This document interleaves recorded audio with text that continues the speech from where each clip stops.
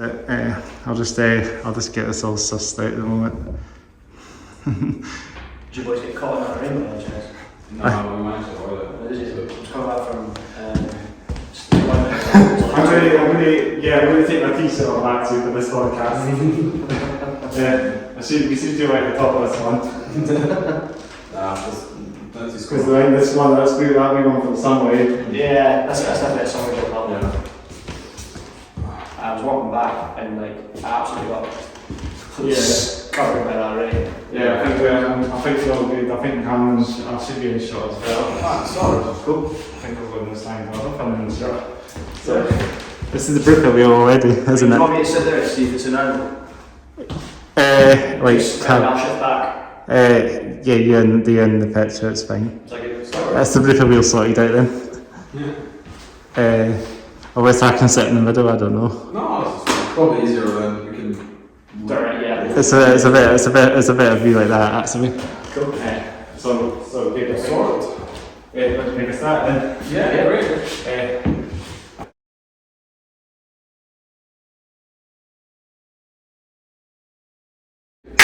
So welcome to the Hats Up Here Down podcast, episode number 13 now. I hope you're doing well. We've got the one and only VRA on the podcast. A weird name, slightly different name, 3 letters. Does it stand for anything? Not yet. When somebody gives us a good suggestion for 3-letter words, like 3 words, then we'll go with it. But till then, it's just VRA. It's in the bag and something. Nice and minimal. Nice and minimal. Looks good on a logo. That's what you want, is aesthetics. Like some like POD in that as well. That's the thing, it's just like it works on that. Fancy do stuff like that. It's simple names, you know. So so we've got 2 of the members. You want to introduce yourself? Yeah, so I'm Cameron. I sing mainly and kind of manage the kind of admin side of the band as well. So kind of the booking gigs and all the fun background stuff. I'm George, so I'm the drummer. Pretty much just turn up and hit things really hard and really loudly. That's the drummer. Yeah. That's drummer's mentality. And there's Reese is our bassist, but he can't make it because he's working today. And then guitar is blank at the moment. Our guitarist has moved to Ireland, so we've not quite got a replacement yet. So we have Ian standing just now. He plays in that. As I mentioned, the band Spylaw, he plays with them, so he's helping out next week. I heard about the guitars moving to Ireland. Yeah. Is he in like Belfast or? So he's done it in Tipperary. Yeah. So he's effectively, he was doing his masters in brewing, and this is effectively like that first new job after he's completed his degree. So he's down there. Brewing for Boomers? Like Magners or something along those lines. But sounds like he's enjoying it. Yeah, no, that's good. But it was just it's quite a trek to get over here. So we're got a few folk interested. So we'll hopefully have that sorted. So he's in another band then at the time as well. Yeah, so he's going to be. He's entitled. We're going to basically he's going to play a couple more shows with us, but I think we're going to just we're going to see how it goes because he's potentially got plans to be coming back, but we're going to just see how that balance works out really. See how it goes really. But need to find other guitarists or guitarists to fill that gap in. Yeah. So we've got 2 guys interested. One is a friend of a friend, and the other one's the guy just messaged on the internet. One of the Facebook groups just said he's up for it, so we're meeting him next week as well. So fingers crossed. That's brilliant. Hopefully it goes well. Then you could be the potential one that we paying the gig soon as well. Yeah, well hopefully if we get somebody in soon we can have, the goal is we've got a gig on the 22nd of May as well, so next month. So hopefully we can have whoever's in play at that gig, but it's quite a tight turnaround for a month, and it would only be a support slot, so it's like a half-hour set, so it's not too hard to learn in a month, but still there's schedules and we're all adults now, so it's hard to get everybody in the same space for more than 5 minutes. It's trickier and trickier every week. schedule always takes the time, doesn't it? Yeah. So obviously you guys are based in Edinburgh, and like saying. Yeah. So we're founded in Edinburgh. Apart from the guitars and Ireland, you guys are based in Edinburgh. That's sort of thing. Yeah. So we're all Edinburgh's kind of the hometown for the band. The two of us, me and Reese, are from Bonnyrigg, so just outside of Edinburgh. Yeah. And then you're Aberdeen. So I'm originally from on the northeast. I moved down like 18 months ago or something like that for work.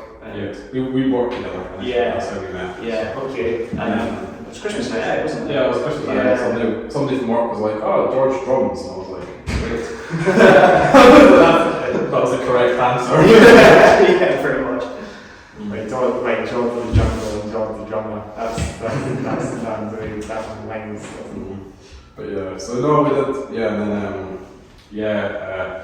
then I quit. So moved on to better pastures. It's still alright for me, to be honest. Yeah, I quite enjoy it. Like I get on with my boss pretty well, and in different environments, so that makes a big difference. Like Bonnyrigg is a nice place as a whole as well. It's got some nice walks around there. It's not too bad. It's a small town, but it's in Midlothian. It's not. Yeah, we grew up there. Me and Reese, we both did, there was an initiative when we were in school called the Friday Night Music Project. Okay. It was basically run at the high school. It's kind of self-explanatory, music project on a Friday night, where basically they had music instructors and stuff. And we basically got to use all their gear and get people to kind of basically gave us a period in high school where we could be rubbish for and nobody really cared. It was quite nice. Yeah. So then when we got released into the actual real Edinburgh music scene, we were less garbage than most high school bands, which is quite nice. Was it the mic thing then? It was more just so they basically took over the music department last week.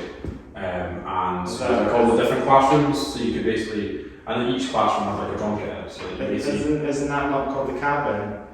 There might be another one. There was the one I did was called the Freddie Music Project, and that's still going, but there's probably another similar thing in one of the other schools.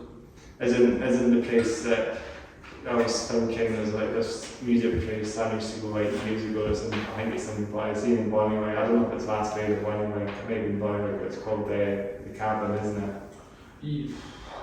The name is ringing a bell, so possibly. It's on that neck of the woods. Yeah, it might be. I don't personally, I feel like I do know it from somewhere, but yeah. It's like a sort of great wooden building on the outside, but it's more I think it's more inside, it's more like rooms and jam, it's more like a community centre. Oh, nice, cool. Yeah, I used to do the old jam session with a drummer back then as well. Oh, nice, it's cool. Yeah, it's always good when there's Midlothian has quite a few those community run music projects, which is quite handy, getting kids into actually playing in bands and stuff. Yeah, I don't think there's really much of that when I was growing up. Not in Moscow, we didn't have much music happening in Moscow. Yeah. The only thing that we had was a guitar teacher who used to come in once a week or something to teach guitar, and now I did that. I took the bell to do it and get to guitar lessons, but it was once a week or something. So. Oh yeah. No, most of the people in Moscow, I don't think there was very many musicians in Moscow. Yeah, we were quite lucky actually. Quite a few musicians at last week, but that was kind of specifically to our year as well. It was actually quite funny because the head of music didn't plan very well, so we had there was a couple of really musical years, which was our year and the year above, and then we all left school. Okay. But there was nobody to play the show bands because none of the younger kids had been trained up to replace us. And so there was a couple of years where there was no bands and no show bands in school because it's I don't know what happened. You just didn't quite think that we would eventually leave. And then there was nobody getting trained up, and then they had I think they're fine now. It was 2 years where they just had played CDs behind the school shows and stuff. Because that's a bit weird. Yeah, it was a bit awkward. Do what you gotta do, I guess. Play some Bowie stuff or something. Yeah, or just they did really good school shows. It was one thing we were kind of known for, to be honest with them. But for a couple of years, they just had to use the backing tracks. like doing covers and that then? Well, that was like school shows, so like theatre stuff. So I played in a few of them. I remember. I can't do music, so that's part of my issue. So I just sing in this band, but I play guitar as well. So Okay.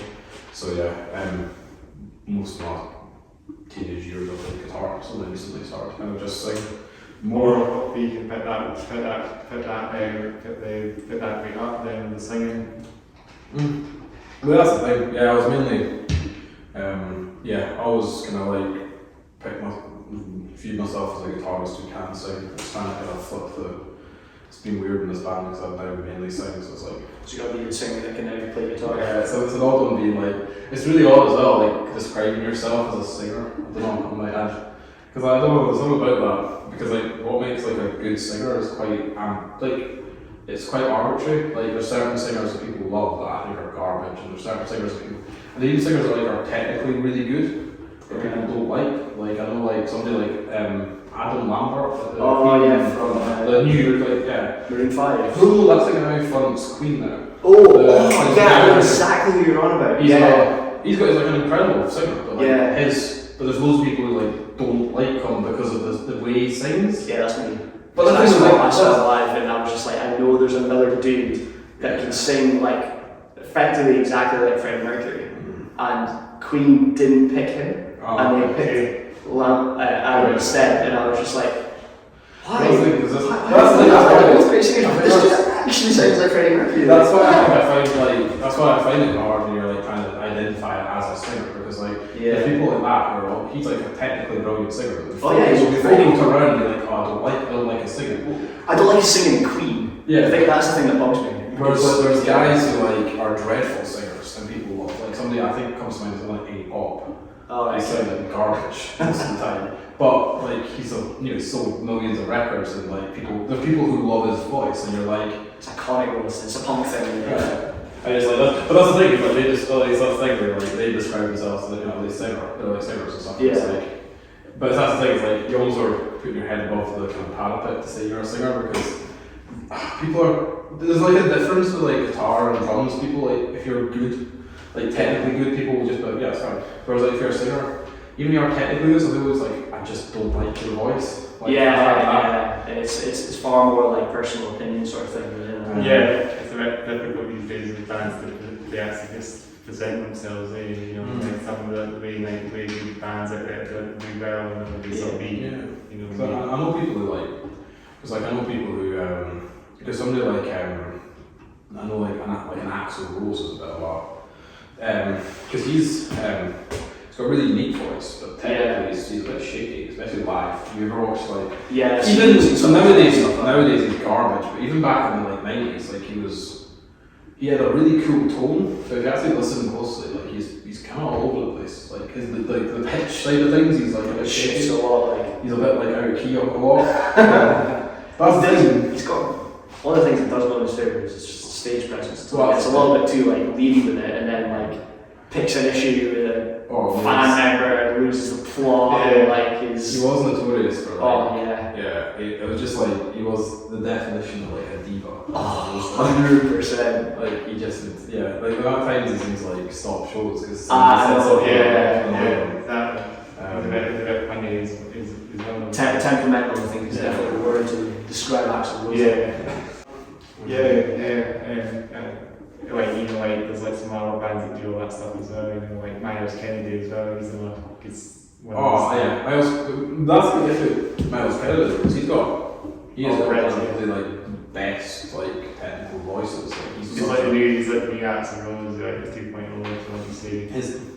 But his like technical ability is like incredible. Like always like amazes me. But then people don't like his voice because it's too boring. But he's like so. But like I don't know, I've had people say that like he's kind of his voice is boring, and you're like I can see what you mean, but I also like he's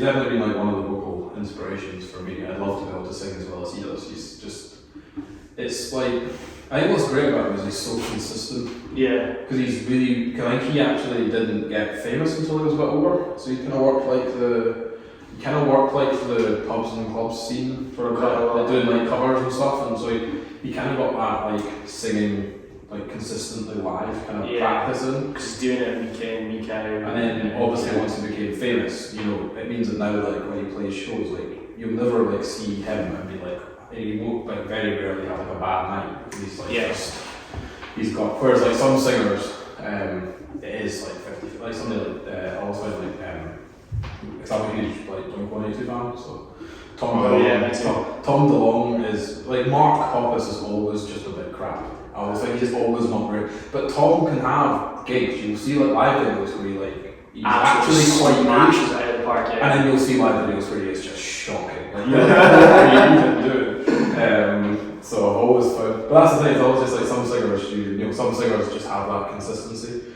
I think with Tom, I think the problem they run into is that they're determined to stay as a 3-piece, but they have too much. So, but in the studio they go and write songs as if they're like a 5-piece band, and they come out live and Tom's trying to play like 4 guitar parts and sing, and he's not very good at. These cats is quite a good guitarist.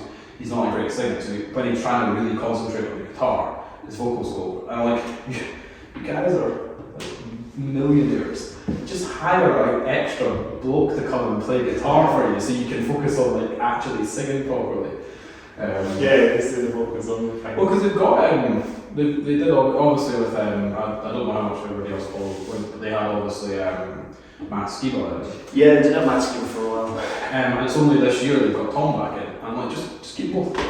Yeah. Like it would have worked. Like just put, because like Matt's an alright guitarist. Let's put him on guitar and do backing vocals, and then have Tom on like lead vocals and a little bit of rhythm, and then they would probably sound much better. What was the name of that album that they had Matt Skiba come out with? Well, they brought out 2. They brought out two. I'm trying to think of the California and 9. Was it 9? Which was really, that was always a funny one, getting into like Blink-182 nerd stuff, because they called it 9, because it was their 9th album. Yeah. But actually, there was an argument because their first album was released under Blink, not Blink-182. So people were debating whether it was their 8th or their 9th album. I know this thing. So I'm also like, that's actually what got me into drums, was like, I listened to a lot of like Blink-182, Green Day before American Idiot, and like all that kind of like punk sort of like genre stuff. And like what I used to do when I was like learning to play drums was I effectively would just have like the Blink-182 albums, and I just line them up in a playlist, and then just binge through the whole thing, and that would be like my practice session for the day. So it would be like from maybe like Dude Ranch all the way down to like the self-titled one, and it's like that would effectively be how I would play drums, like as a practice session. That's interesting. Yeah, I would do like something similar with like Green Day, but to be honest, I did feel album. Yeah, just like effectively pick an album and then I just start blasting through songs. Yeah, like, that's how I that's an hour. That's nearly an album nearly. 40 minutes, maybe 43 minutes. Well, that's the thing, like doing. I find that now, like I don't like practice anymore. It's like I'll learn things I want to play, and it's like that. It's kind of like much prefer that. And I find like challenges in the things that you're like having to learn. And then sometimes it's also just like I'll write things. Like I'll have an idea in my head, and I'll like try and write it. And, like that's kind of practice as well. See, I can't really do that as much for drums. Like, I mean, I do that in certain instances, but especially for like if I'm sitting watching like telly or something like that, or like I don't know, got something else to going on, I'll literally just like sit with a pair of sticks and I'll just practice rhythms, because like it's just like for that point it's muscle memory. That's what effectively, like I don't know if it's the same for guitarists really. Well, drummers are like, or you kind of do it, people tell you practice in the background of the TV, that's what I mean. And like by doing that, it literally just gets blended into the back of your brain to the point where you can literally just sit and just not think about it, just go and you just don't really think about doing anything else, and then like just build up speed to it gradually. But like, I've gotten, I think I just, I don't know, my priorities have changed. Like I used to practice more guitar because I wanted to be like really good at guitar, whereas now it's like I want to like write good songs. I want to give good live performances and write songs that people like, and so I'm kind of like, I don't overly care about how good I am at guitar now, as long as I can play I've got that fundamental like ability to play guitar, and it's just like that's fine as long as basically I'm at a point where I can play what ideas I have in my head, and that's enough. I watch like Instagram and YouTube like guitar shredders, and I'm like, that's impressive. There's no, I don't even like turn around and go like, oh, I could do that. There's no way. That's part of that's. I'm like good on you. That's your thing. Like you've committed to that. That's impressive. I'm just like I'm happy with my kind of ham-handed guitar playing at the moment. Speaking of just because we're all on Instagram, have you guys seen the American dude that literally just takes like pop songs and then just puts like sugar over the top of it? Actually, yeah, I have. Yeah, I've not seen that. It's literally I'll show you after this, but it's just bleed drums. Yeah, well, yeah, he pretty much just like puts like bleed over like pop songs. Pop songs. And he did it for like Christina Aguilera. He's done it for like Britney Spears, and it's just like it's the. It works quite well. Yeah, it does work really well. It's just like vibe with it. yeah, oh, it's so good. Yeah, we should go great. So entertaining. Part of my description of everything's in 4/4 if you don't count it like Wow. hard. Yeah. It's all computers and stuff coming on. Like the like few can actually like they just take they really focus on the music, you know, get the best considered and all that. Well, yeah, that's the thing. Like focus. We should go they're so tight as well. Yeah, no, that's like I always find that it's always difficult now. It's like there's bands out there who actually put the work in to be like super tight, and then there's other bands it's really easy to like post production just tweak checks everything. Yeah. So like it's always quite cool when you see bands live and like, oh, you guys are actually good. You play exactly what you're you're able to play live. There's lots of bands you see, it's just like lots of bands you hear and you kind of almost tell. You can listen to like records and you're like, that's been polished, that's not being played carefully, that's been like polished up, and then you watch them live and you're like, I almost prefer that though. I prefer hearing bands when they're live in the sense like I like to hear the like energy you get. So like I really like I listen to quite a lot of I try and listen to quite a lot of like My Chemical Romance live performances, and same with so My Chemical Romance and the other band are like Franz Ferdinand. I feel like both of them have the similar thing where like live they've got a bit more of a punk aesthetic because they're a bit sloppier and a bit more kind of just it's all kind of just about performance and the energy. Yeah. Whereas like you listen to like I love like the Black Parade album. It's obviously like an amazing album, but it's a bit sterile. When you listen to the Black album's also a bit sterile. If you listen to the Black Parade album, like it's so squeaky, the production is squeaky clean, the performances are super tight. When then you listen to like the live album of songs, there's not a live albums of playing songs from that, and you're like, but it's just got this edge to it when they play live because they're just not. I don't know. They're a really good band, but it is a lot more about the energy of the performance than the actual technical ability. Trying to nail it really. And like Gerard Way just kind of like loses it a lot of the time. Like it's about So yeah, I always found that I always like listening to live. That's why I tend to try and get things recorded live-ish if I can. Yeah. So I like bringing out live recorded. Like that's why I try and film all our shows. And I'll post I won't post the whole show to be honest. One, because I don't have the attention span, and also because there's usually enough fuck ups in it. It's not worth posting the whole thing. But yeah, we always try and post a song or two because we always film the show. Partially because anything that's good enough that what put out so people can kind of hear how we sound. And also just for us as well. The camera doesn't lie. You watch it back and you're like, I found that you improve so quickly as a band because you watch it back and you immediately go, oh, that's rubbish. And it forces you to really think about how you're actually performing. You want to kind of get exposure as well at the time. And then because the issue you sometimes run into I've found is because when you're on stage, you're too busy thinking about actually doing the thing. And in your head, things might work worse or better than you expect, and then it's more quite good to after the fact just watch the video back and be like, something that you might have thought went terribly, you're like, oh, actually that works, and something you think, oh, that went great. You watch back and you go, ooh, that was a bit ropey. But it's the same thing as well, like when we do band practices as well, Cam always records when we're like running through songs. Yeah. So it's quite good to have that like literal live recording, because then like, I mean, it's literally just on my phone. yeah, but it's so many of different like songs and stuff. And yeah. But it totally works, because like after that, like obviously Cam will have to listen back and he ends up throwing them all onto like a drive. And you can all just like collectively listen, and it's quite good because you can hear like bits that you think, oh, I actually played this, but I can't remember exactly what I did, and it sounds really good. So let's keep hold of that and let's try and like, bring that back in for next practice and then like try it live and see what goes on. Also, just as well, it's gotten us quite good at.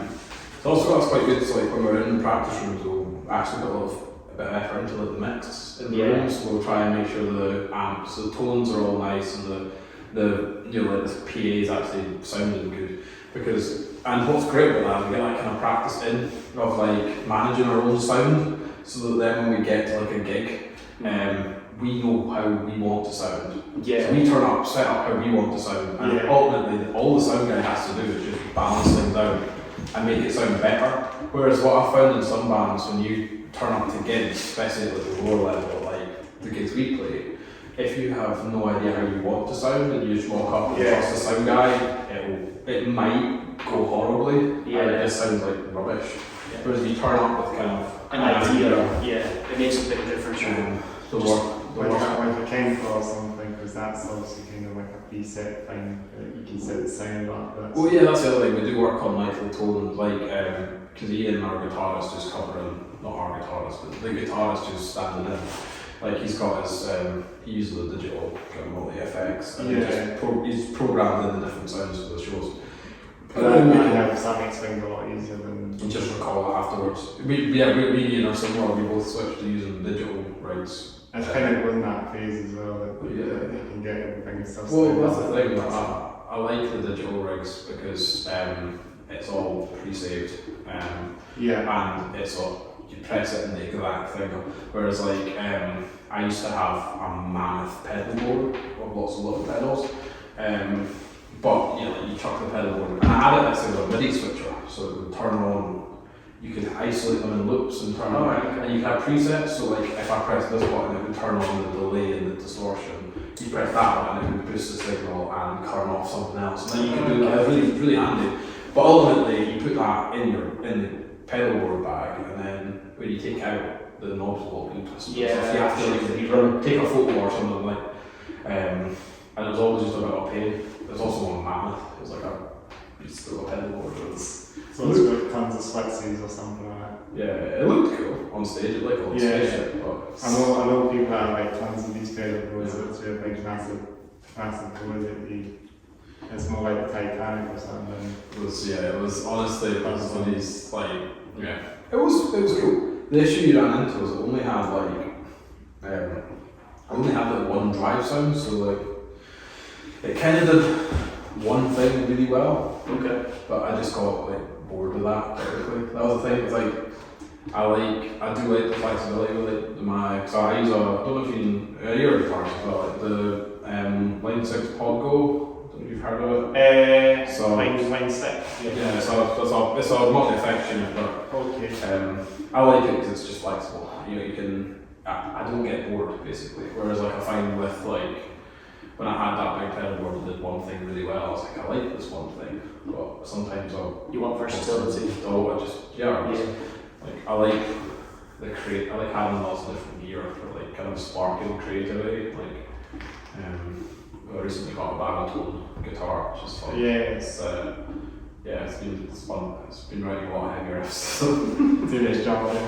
That's what we need. Somebody to do. Is it like down-tuned guitar, isn't it? Yeah. So it's basically if you added a seventh string. It's playing basically put a seventh string and then take off the top one. Oh, okay.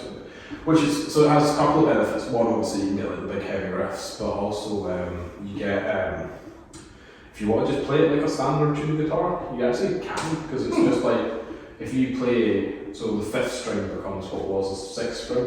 So you okay. can kind of play a lot of the riffs just as they were Okay, that's great. on the lower strings. But then you've also just got that extra, like, I think it's basically an extra 5 notes on the bottom. So you get kind of massive, kind of heavy stuff.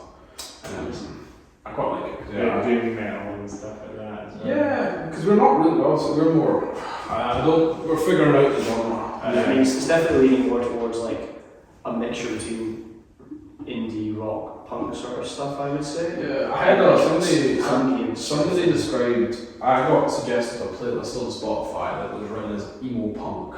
Okay. I quite liked it because that kind of like emo in the sense of that kind of Midwest emo, which was like kind of more ambient kind of stuff and kind of sad boy emo stuff. Yeah, like late 90s, early 10s. Yeah.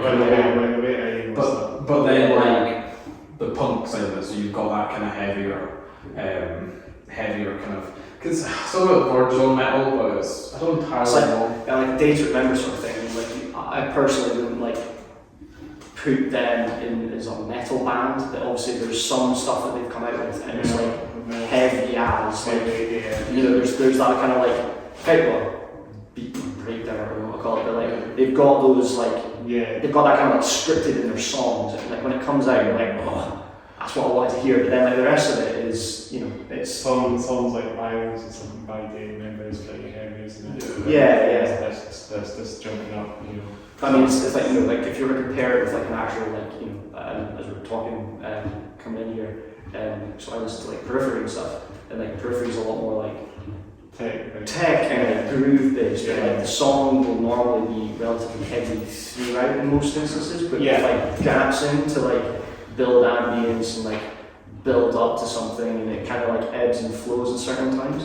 Whereas like for our stuff, we've definitely got that kind of build.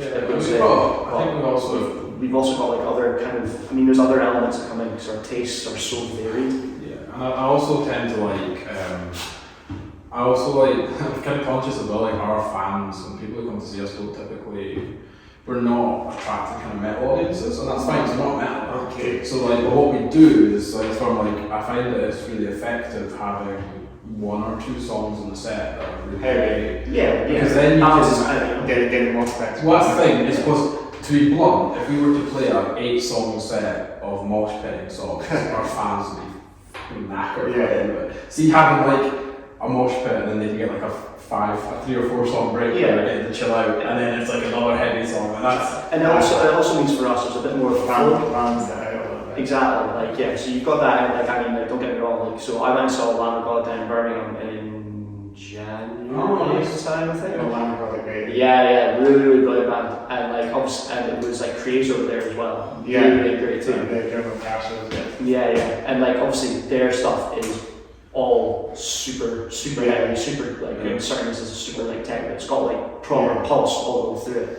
I mean, for us, that's not really it's not the sort of thing that we're doing really. I mean, if we're not trying to get onto like we're not a punk band or we're not a metal band. I know that, and ultimately, but then ultimately where we go, like, because we're getting new guitarists and stuff, and to be blunt, that's actually where, because we play as a power trio with a singer.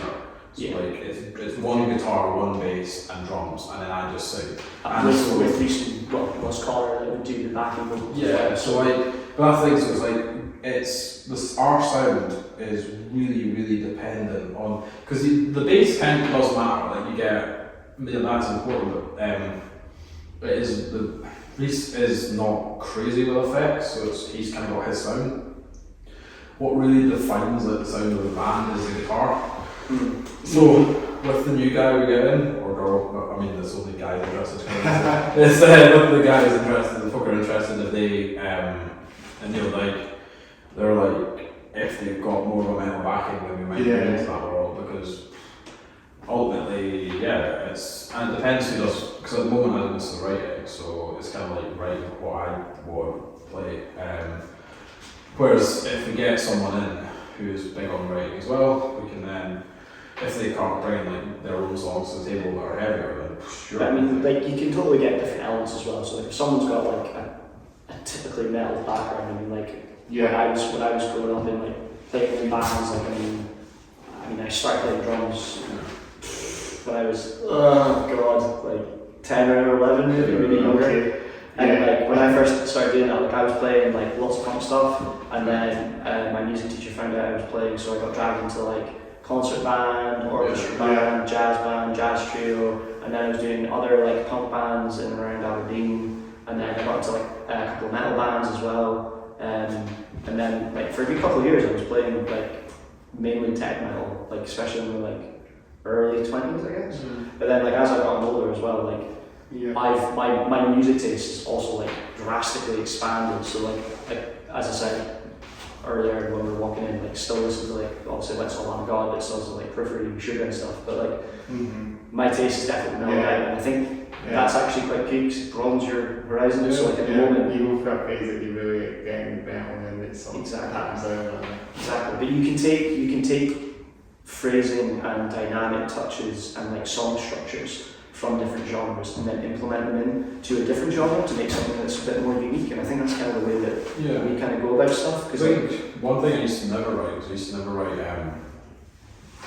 I was very much like more of, so I grew up on more kind of classic rock stuff, so my songwriting would go often verse, chorus, guitar solo, chorus. That was like the thing, it was like I put, because I was into loads of Guns N' Roses and AC/DC and stuff like that, where like lots of like big guitar solos and stuff. And that was as well.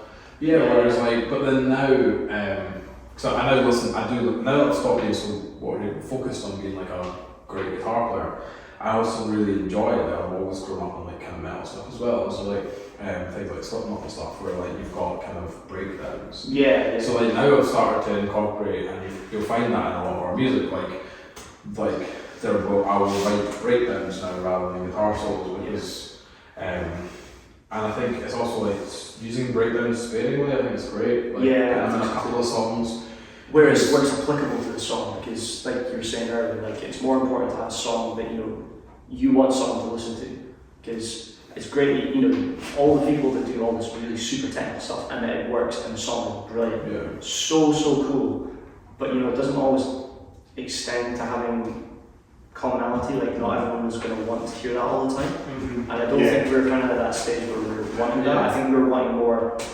I mean, for me at least, if we were going to get songs out there, I want us to be playing songs that've got hooks in them. Something that's almost like a bit of an earworm. So like you hear that song, and then you'll be thinking like maybe you heard it on like a Monday, and then like Tuesday, Wednesday time, you're like just unexpectedly humming it along again because it's just stuck in your head. And I feel like, at least for me, like that is quite a big thing that I think we try and go. Try to steal that from the kind of pop rock. Like, and the indie sort of as well, because they're really good for that as well.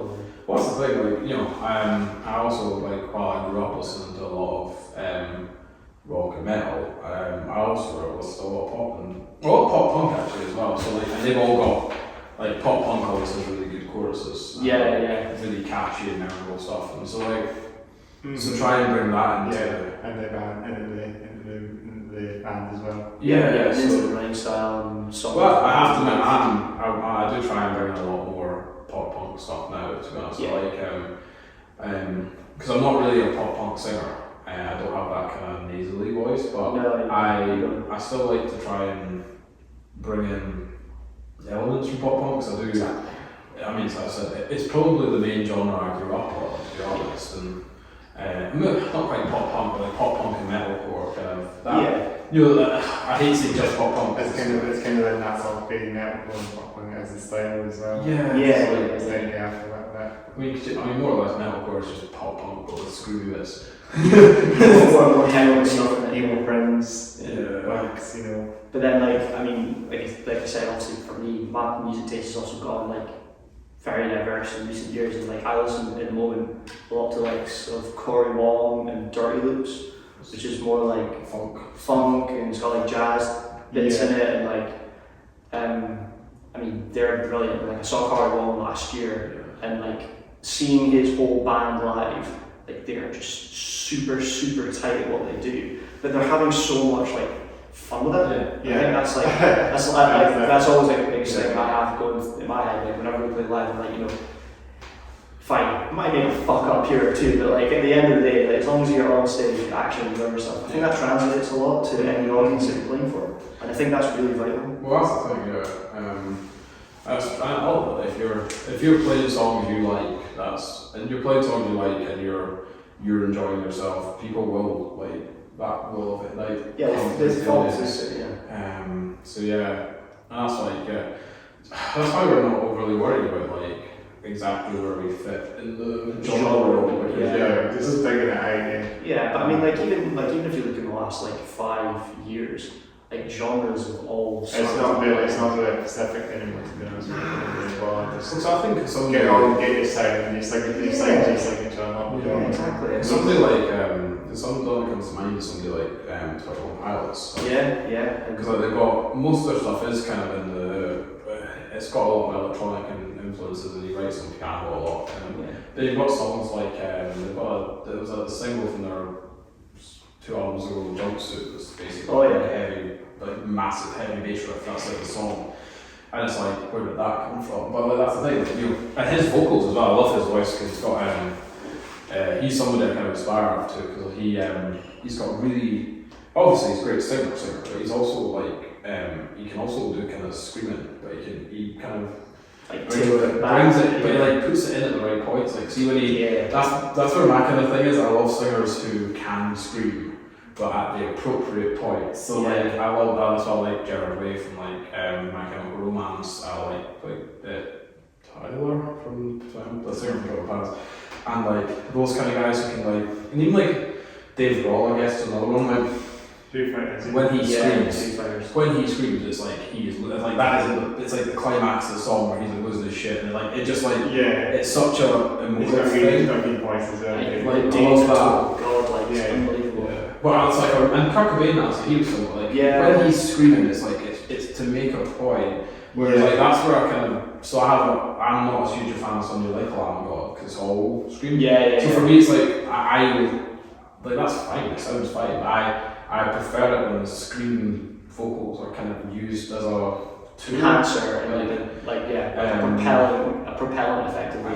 But that's just a certain point because it's what because even like Slipknot and stuff like I grew up on, like he's mostly screams, but I don't know, even songs where he's screaming through the whole thing and do kind of like distorted singing, like it still feels like it's got kind of a motive purpose to it. Yeah, it does, especially more in like recent years with Slipknot's more recent albums as well, because like he's obviously like changed a lot in his singing style. And like Stone Sour is quite like pretty communicator. That's what kind of changed the style, you know, Stone Sour came along and Collie went a bit more melodic, you know, that's a bit more.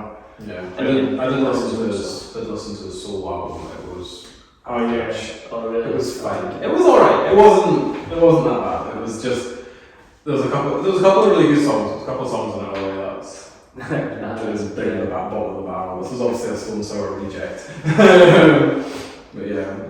But and then that's the thing. I'll be interested to see how next week goes because we've got our gig, which is for the single. It's kind of a single. That Legends, isn't it? Legends. Yeah, so that will be. The song is called Antidote. Okay, that's when it comes out, you'll see that. We said it exclusively on the podcast. Yeah, no, Antidote's it's a lot of fun. Yeah, it's what we. I'll have to hear it when it comes out for sure. Yeah, no, definitely. It's I don't know. I was like, we shouldn't. It's a weird one because like we have more moderate songs and we probably could have led with them, but ultimately we were. I don't know. We enjoy Antidote. Yes, it's always very aggressive, very in your face. It's very punk, and ultimately, to be brutally honest, my thing is like if you don't like that style, ultimately that is part of our sound. Like that kind of punk. It's not all of our sound, but like we will go there again. That kind of sound. Get to that sort of thing. Well, I guess it shows the capability and range. And ultimately, if we've got a live album out, so you can listen to we can listen to like the kind of other songs, you can get a vibe, but it's kind of like Antidote's always been so fun, and it's a great set closer. And ultimately, I think it's because I did the production for it, so we recorded the drums specifically at Shed Studios in Leith. Andrew Scott? Yeah, he was really good guy. Yeah, really decent dude. Yeah, drums for, I don't know if you know, they're King.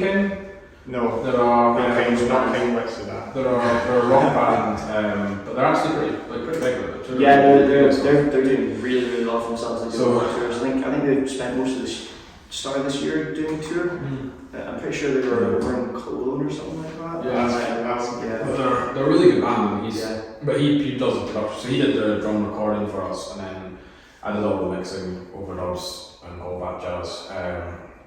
And to be honest, I'm really happy with it. So I think it's he really knows his stuff, especially drum wise. And so it'll be cool when it comes out. It'd be nice to start getting some kind of studio releases out. It's like the live album was great, but it was very DIY because I recorded at a wee festival. What was it? Musk. It was great. It was great. Great fun. It's a rhyme, isn't it? Dust to Dawn. It's a great little festival by our friends. The guy playing guitar next week, Ian, it says him and his friends who put on. So it's a really good kind of DIY festival. But yeah, they gave us the multi-tracks from the performance, so I mixed them together. It sounded, to be honest, considering the fact that it was just like all like whatever gear we could drag together. It's a really good laugh. Because they just hired a PA and then brought along whatever amps and drum kits they had lying around. But it was great fun. And the time that we were playing with our old bass player Nick.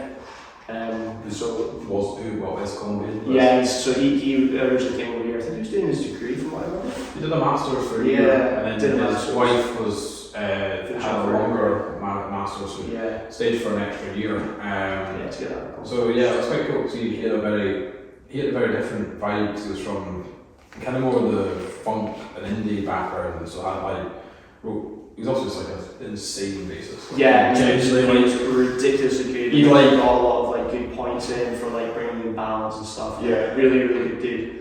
That's growing. It's almost getting the same. I think it was something you didn't realise was how much because you just because Nick was kind of the main writing partner for me for a while. When he left, I kind of realised how much you just have an idea, and then he'd just start doing something on the bass, and you'd be like, how did you? Where did that? Because I remember one of our songs, The Deep, because we still plays this part. There's a bridge where it kind of mellows out, and it just started doing some tapping thing, and I was like, where did that come from? And I was like, that's the coolest thing ever. How did you just? I'd just be playing this, and you just start playing it, and you were like, how did you come up with that? How did that happen? It was really good. So if he is watching, let's follow Nick. Well, mate. I messaged him recently. He seems happy enough. He seems. We didn't go through a basic question all the time. We just waffling on. It's good to keep the conversation going. That's the whole point. We didn't really talk about other things. So this is a different scene position from what we normally sit. We just sit in the walls and sit in a wee circle. I did it with NASA, I think, so we just thought we'd dash the podcast because it would be quite good to do it slightly differently. We go the flow of the podcast, as you probably know. I think just kind of seeing what kind of things come up and stuff. That's the whole point. I guess, do you have any questions for us particularly that you want to? We already have advertised Coca-Cola. Hide my juice. No, they'll appreciate it, I think. We're just talking about that gig on the 22nd of April, is that? That's what you're week about, that's a week on. A week tomorrow, tomorrow. That's going to be great. And that's, Yeah, it's Legends. It used to be Opium. So Legends that's, Edinburgh. And changed his name. and we're playing with I remember playing Opium years ago. Stay for Tomorrow. Stay for Tomorrow, yeah, there's the one. We need to do an interview with these guys at Malmwood Community Radio Station if you're watching. I would be a pleasure to get you on as well on the podcast. Yeah, well, ultimately they're going to be, they will be at the gig because they're playing. So if you go along, you can try and poach them. They're lovely guys. We first, so I'm in another band called Ninth Degree. We do kind of slightly heavier stuff. It's a bit more kind of alternative rock stuff, but that's how we first met. Stay for Tomorrow. They were supporting. We were both supporting a band back in 2019. Saw them back in 2019, I think. Yeah, we were supporting. I'm really to see them again. So yeah, we were supporting them, and they were not supporting them, playing support with them, and like they were. It was at the wee red bar where we. Oh, yeah. That was that. I mean, that was the guys up there. Yeah, my other band, we were playing there. Yeah, we did. I sort of remember that. I was just saying it. Say tomorrow I was playing that weekend. That interview with them on Mars. Oh, nice. That's how we met them, and they were honestly, such guys. All were just like really easy to work with. So I think I played the song Rumours on the show. I think because that's got a few more out. But that's probably my favourite of theirs. It's got a really cool bridge. It's like a great outfit. It's like quite hard rock as well. Quite the kind of go for that sort of classic metal hard rock. Yeah, I remember because I listened to Kings and Queens, which was the first song. I was like, I liked it, but then they brought out Rumours, and I remember being like, oh shit, that's stepped up. Rumours such a good song. Rumours is very catchy. No, I'm definitely they're innocent. In this world, for me, it's like folk just be easy to work with.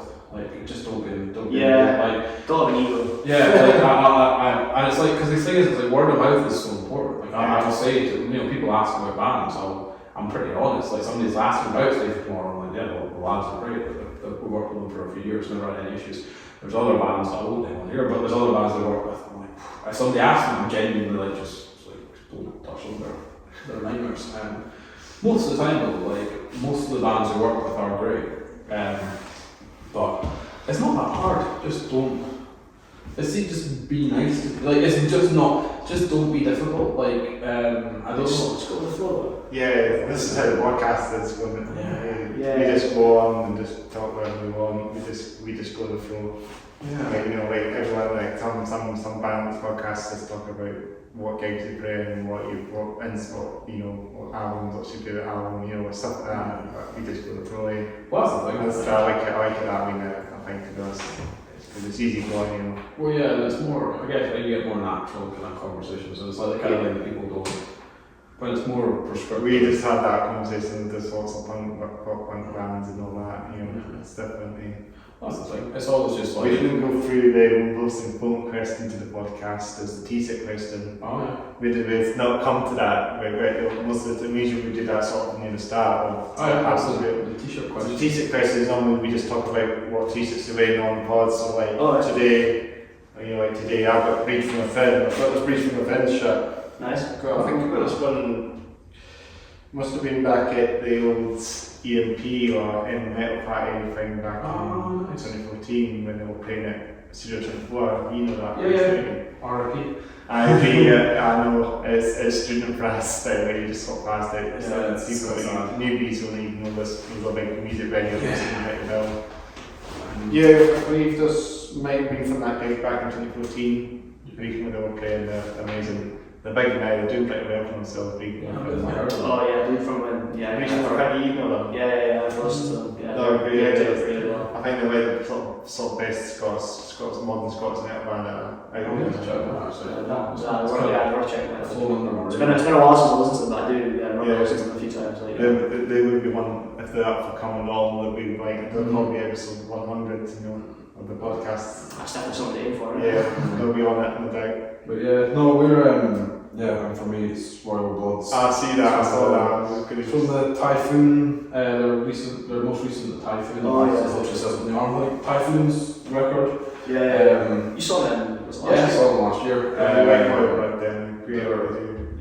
mean, I have to admit, I found the people. They're duo, aren't they? Yeah, duo. People were kind of a bit iffy about their latest album because they drew a lot more from kind of pop and disco and stuff in some of their beats and some of their kind of tunes like that, but ultimately Let's go back to the day of Little Monster or something. well, yeah, but like ultimately, one of my issues with Royal Blood was cause that's what I got with Little Monster. Like I think everybody, That was a song. first. I think it was Little Monster. I don't know what the album was called. The first album was like mind blowing. I got there, didn't I? I got them out there. I got them in the mainstream. Didn't Yeah, and I saw them back in 16 when they supported the Foo Fighters at Murrayfield. And they were really, really good. But that was just after they brought out, well, not just after, but they were touring with that like Little Monster album. And it was really, really good. But then they brought out their second album, and to me it was basically their first album, but like, they tried to do the first album again, and they did an alright job. It wasn't quite as good. Whereas what I loved about this new album was that they did just do something different. And like some people hated it because it was different. It's like, my thing was like, there's only two of them. There's kind of a limit to what they can do. Yeah. And so like, I like that they kind of run the course of their kind of standard modern rock sound. And they went, well, what else can we do? They kind of started, they had, for now live, they have a synth player. Oh, right. Backing vocals. like a session member. Which it works quite well because then it's not even like they've turned into like a synth band. They still sound the same. There is just a little bit more going on. Yeah. And live they were really good. I mean the other thing is live. It's actually quite funny. They made it very clear they were playing live accidentally because the bass died 3 times during the show. I see it was on the encore. They came out with I think it was 10 Ton Skeleton and. Or one of their big hits, came out, and this was the encore, his bass died like halfway through the intro, and he like walked off stage, I thought he's not coming back. It was like the third time his bass had like stopped working. He was really not, it was quite funny because it was quite interesting as well, he was clearly quite flustered by it. It was just quite interesting, so like it's normal, it's like you've been doing this for years, like how, you think you would be like, kind of break, you're like, it's fine. Yeah, you can tell when it broke, he was quite like genuinely frustrated. But which is fair. What about you? T-shirt, well, I'm just wearing a very boring grey jumper, but underneath I've got a reference to Firefly. Oh, what did I say about that? We should have taken it off and sewed it properly. Yeah, I had the jumper on as well, but it's not there, so you don't have I was going to say, curse your sudden but inevitable betrayal. So if you've not watched Firefly, you need to watch that. Firefly TV show. Yeah. It's got Nathan Fillion in it and Alan Tudyk, and it's like a classic. It was like this sci-fi show that had like one season. It got binned off. Like all the fans were raging. That's expected. Yeah, exactly. That happens, doesn't it? It really does. And then it's like, it comes to the point it's lost media, at the end of the day. It's like Robot Wars and that back in the day when they... Yeah, exactly. No, actually, my t-shirt is just a plain t-shirt, so I've got hoodies. The hoodies is back, the hoodies the more promo, isn't it? Yeah. So, have you got any other questions for us? What I'm saying though, like, obviously, we normally just go to the floors, but what genres do you guys play? I think we say this anyway, genre. Yeah. I don't have a specific genre. I think I don't know what we call ourselves, but we draw on the kind of main influences, I feel like, we've got elements of pop punk, we've got elements of kind of, I'm starting to say grunge, because I realise that like, it's like a way to base or something, isn't it? Yeah, well, like, say like, our single out next week, Antidote, I think it's quite, now I think of it, it's kind of, I call it punk, but it's more like grunge, because like, I think like Nirvana and a lot of their stuff has got that kind of in-your-face kind of riffs and stuff, and I'm like, it's so kind of grungy, and then kind of drawn on things from like post-punk and indie rock, so bands like U2, Franz Ferdinand, and some of those kind of The Cure. Some of those kind of more, some of those lighter bands that do kind of more poppy stuff, because that's the thing. Some of our songs are like that. Some of our songs are lighter and poppier. Did you not do the cover of that Frank Ferdinand song? It's recorded on your channel, isn't it? Yeah. So that's the thing. So you got a couple of shots in there on your channel that I noticed. Yeah. So you got two songs, I think. I don't think it's a big channel, but no, we're still building that. Building social media. Mainly, It's mainly Canada's doing it. The quite a new band back, but we didn't. Well, that's the thing, we've only got. Relatively, This is like the first interview. This is like the proper interview you guys as well on the podcast. Well, that's the thing. We're kind of trying to. So on this, because this is our first debut single, first like studio single, I'm trying to get some more promo for it. So I've been kind of. I've got my usual list of contacts and stuff. So had a few folk just mainly trying to get new. That's why when you messaged, I was like, oh great, because that's the thing. I'm always trying to get new make connections with like music kind of journalists and stuff. Podcast about as well. What's the thing? Always like podcasts are always a good thing to really do, aren't they? I also just always enjoy chatting about music. Like that's the thing. I like talking about music. So like I'm always happy to whenever anybody says that, and I'm like, if anybody says you like come talk about music, I'm like yeah sure. I don't even care how many people see it. I'm like yeah sure. Chat about I'm the same. Like if you get us started, you're probably never get us to start. Yeah, my favourite metal album when it comes to metal, when it comes to albums, yeah, like this is a big favourite metal album. Yes, actually, I think mine is going to be probably really unpopular with a lot of people because I think the hardcore fans hate this album, but I absolutely love the All Hope Is Gone album by Slipknot. Yeah, with psychosocial and stuff, because that's what my first ever introduction to Slipknot. I had a friend, so I bought the Avenged Sevenfold Nightmare album. Oh yeah. And he had a copy of All Hope Is Gone, and we did a trade basically so we could burn it to computers and like. Nice. That was back in the day when you had to burn CDs to your iPod and stuff. So I had I burned the copy of All Hope Is Gone, and I remember just listening to it and being like, oh, this is cool. And ultimately, I get it. Like when I listen now that I now listen to more Slipknot because I'm older and I've had a chance to listen to more other stuff. I get it, like I like the old stuff as well, and I can understand why fans of the old stuff won't like that album. But because it was what I first listened to, it's got that kind of like got a connotation of like, and this is the first time I've heard this sort of thing. It's got some good heavy stuff on there. Well, that's the thing, was because the reason I wanted the album was because I'd seen Psychosocial video on Crime TV. It's Crime kind of got Scars. Scars as well, yeah. What about you, George? For me, to be honest, I was actually like, I probably got a mixture of three, which is not really what you asked. I really like the Obzen album by Sugar. Yes. I really liked Periphery's first album that they came out with, the one that effectively was like a culmination of all Misha and Lancer's like higgledy-piggledy like self-releases, because that was the first thing that they properly released. And then if I'm going to think back, the actual first album that popped into my head when you asked was Suicide Season by Bring Me Horizon. Because that first album they brought out was like proper like deathcore, a little bit all over the bloody shop, and then they came out with a second and like, holy fuck, that's so refined, where did that come from? And then Sempiternal dropped, and that was a little different phase they went through. Oh yeah. That's the spirit as well. Yeah. To be honest, it is, but like I'm all there for it. Like there's not a lot. They're doing the winger shows, aren't they? Horizon. See, I was a bit younger, and I was a bit older when I went into Bring Me the Horizon. So for me, my first experience with them was That's the Spirit, and then listening to Set Eternal, and so like for me, that's like that's what I was. Which is like why I get really confused when I listen to like old Bring Me, because I'm just like this is not the same band, surely not. And I can see why for my family the early stuff and listen to the new stuff and be like, this is garbage. I remember seeing them in Aberdeen actually when they were like had literally just burst onto the scene, and they're from Sheffield, aren't they? Yeah, they are. I think Holly was from an American somewhere. I think he's actually married to a Brazilian. Yeah, I think he is now. I think that's right. So there might be residing down there. It's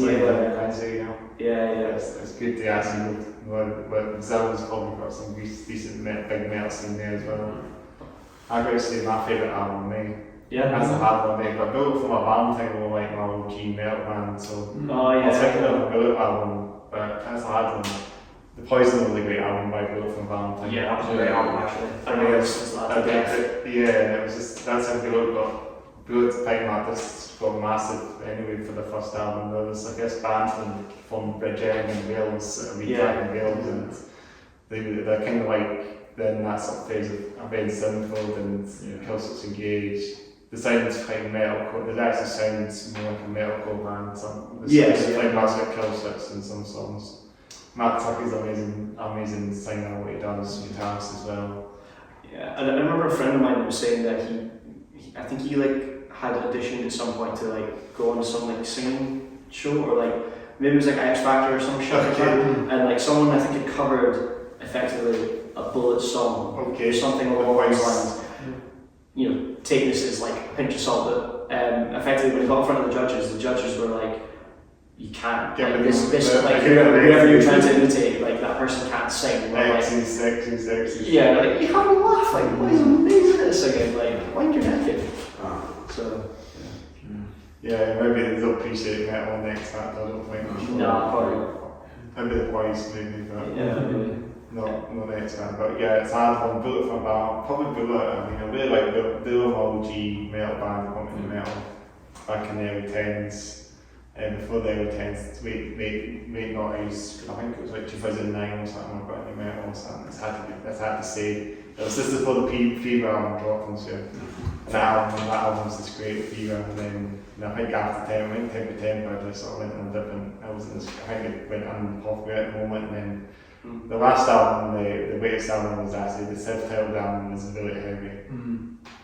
Back to the roots, like much. He grew his hair again, Matt Tuck. I guess he went to that crazy cut, had it undercut, and then we went back to his old school. back to his early 10 days, you know, Screaming Fire days. Yeah.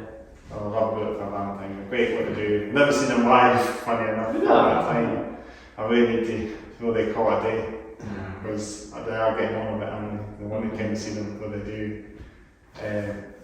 But I say it's a hard question to say a favourite album as a whole. You know, there's so many metal albums out there. I like all modern stuff as well. But, you know, I like to go for thrash metal, and then I like some modern stuff. You can always say you can always have like a top 5, you know. But I would put Bullet for Valentine there. I would put a Pantera album in there. Like the White Eye, like Power Driven, you know, it might be Sugar. Probably as another band. It's a hard one to see. Obscene probably would be one I would vote for as well, like you. Yeah, it's actually a brilliant album. So different from some of their earlier stuff.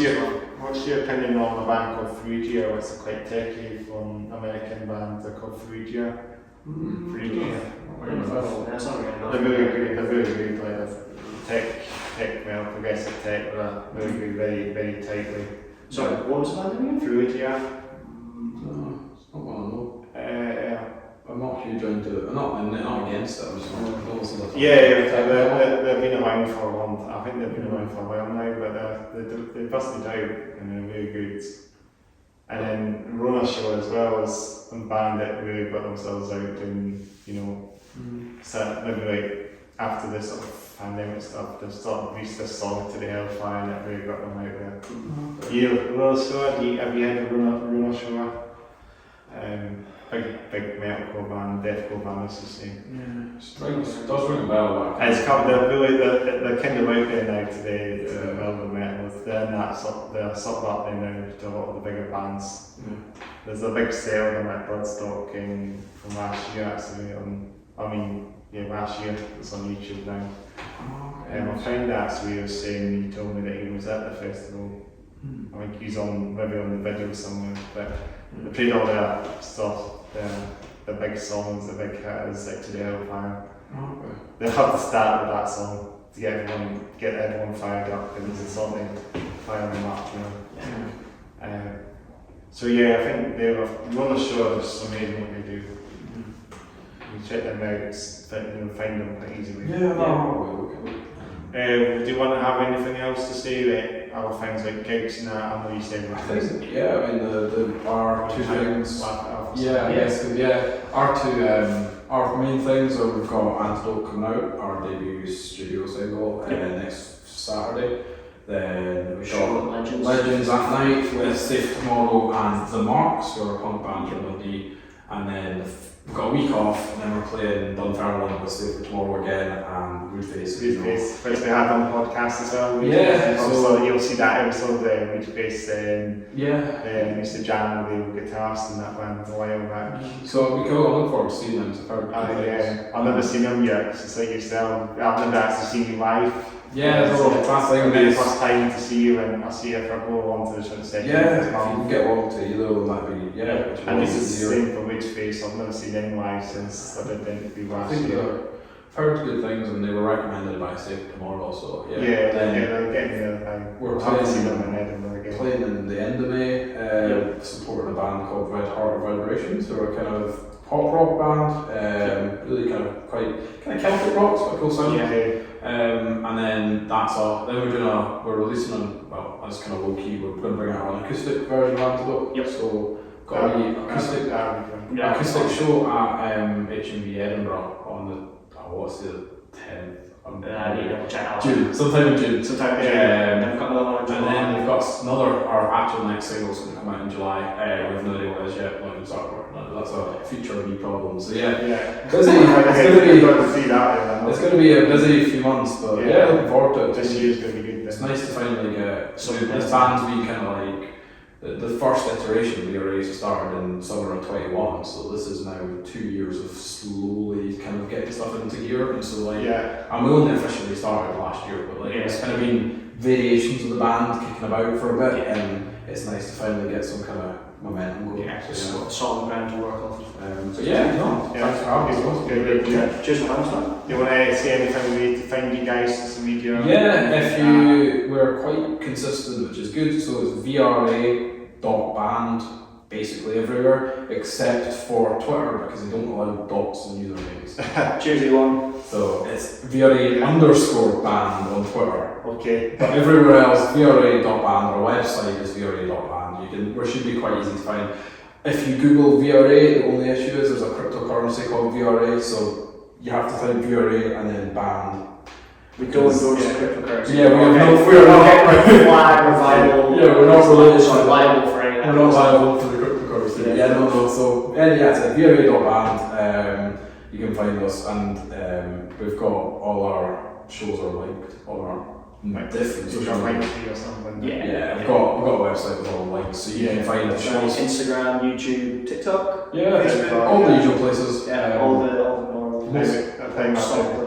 Social media stuff. Probably the most active on. I say Instagram we're most active, because Instagram you can put a mixture of posts and reels, whereas like TikTok is just like TikToks and Facebook is just Facebook and shorts. I feel like Instagram is probably our main hub, but Facebook as well. And also feel free to check us out. That's brilliant. I'll leave it in the description box, so you know. In the podcast. It's always good to leave stuff on the description box in the podcast as well. It's great. Cheers for us. It's been a real pleasure to get you guys on. We should have most to say, but I guess I think we've made what we said. I think it's a good kind of hour. I think if we were to slow it down, you should have enough material you can break it down to where you need to. Get out. So thanks again for watching or listening to the Hats Off Here Down podcast, episode 13. So you can also check out in the description box our secondary YouTube channel called CM Headbang, where I do all the gig stuff and I do a bit of video gaming. I do video games as well, and that's something you're interested in, video games. Not as much now. It used to be when I was a kid. I haven't got time for any of that sort of stuff, unfortunately. DIY is my life at the moment, otherwise. DIY band, you know. DIY band, or these pretty much all DIY band is the best opinion. So in the description box on my YouTube channel for live gigs and video game stuff. It's just a bit free flow channel. I'll just put whatever I put on CM Headbanger. So it's a bit different. It's not like it's a bit more. There's not very much happening on that, like as an editing and that. It's just a free flow channel. So like you never know, I might get some of you live set on my channel sometimes. Well, So it's all about that as well. So Yeah. again, it's go through some of the local bands, you know. Yeah, no, Yeah, There's plenty of that on the same headband channel, lots of local metal bands and stuff. So what's happening on that one. Cool. So check that one out. Thanks again for listening or watching the podcast. Make sure to like, comment, and subscribe, turn on those bell notifications. And yeah, until next time, Yeah, thanks for having me on the podcast once again. See you later. Yeah, it's been so good. Cheers, man. Cheers. We'll get a wee photo at the end. Yeah, so yeah. Yeah, that's the ticket. Yeah. Well, thanks for starting